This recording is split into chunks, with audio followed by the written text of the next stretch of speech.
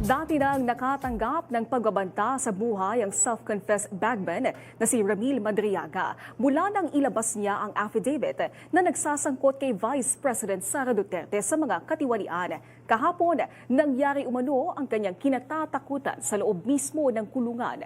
Exclusive, may umaaranggadang balita si Maan Macapagal.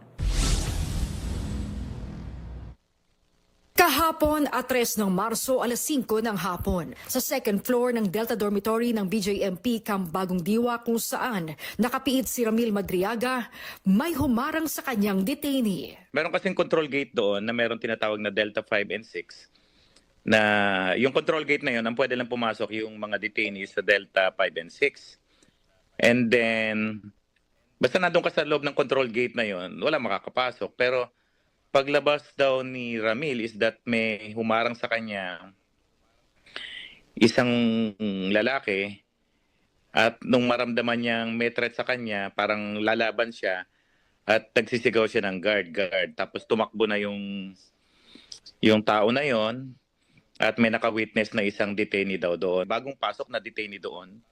So as a result of that, nagsumbong siya. Ayon sa kampo ni Madriaga, noon pa man, nakatatanggap na sila ng impormasyong may patong sa ulo ni Madriaga sa loob ng piitan. Noong pa namin sinasabi yung mga info na may mga nagbubulong sa kanyang jail guard na may patong siya sa ulo, na kung mapapatay siya ron, 500,000 hanggang 5 million. Noong pa namin yun naririnig, kaya pinag-iingat namin siya. Marami ng panggigipit kay Madriaga mula nang idawit niya ang pangalawang pangulo sa kanyang affidavit. Naggamit ngayon sa mga reklamo ng impeachment na nakahain sa Kamara. Una, ang pagsampa sa Davao ng reklamong cyber libel laban kay Madriaga at kanyang abogado. At ngayon, nakatatanggap na ng offer na pera si Madriaga at kanyang pamilya. Huwag lang siya umanong tumistigo sa impeachment proceedings. Ang alok umano, tumataginting na 500 milyon hanggang 1 bilyong piso. Oh, name your price. Kinausap siya mismo sa phone call.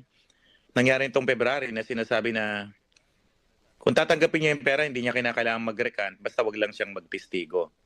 Ang desisyon ng pamilya niya, especially ng mga anak niya, ituloy yung laban na ginagawa niya.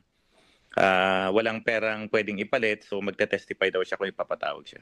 Kanina umaga sinampahan ng reklamong perjury si Madriaga. Pinasinungalingan ng pangalawang pangulo ang mga paratang ni Madriaga tulad ng mga isyu ng katiwalian. Sabi ng kampo ng pangalawang pangulo, scripted ang affidavit ni Madriaga. Siyempre, kailangan patunayan din ni BP Sara na talagang false yung narration ni Ramil, and we have proof na talagang magkokonekta. We have photos, we have proofs na magpapatunay yung kanyang connection doon sa circle ni BP Sara. So may mga testigo rin kami na magpapatunay na hindi siya stranger doon sa gawain na yon noong mga panahon na yon. Sumulat na rin si Palad sa NBI para imbestigahan ang insidente at para maproteksyonan si Madriaga sa loob ng BJMP.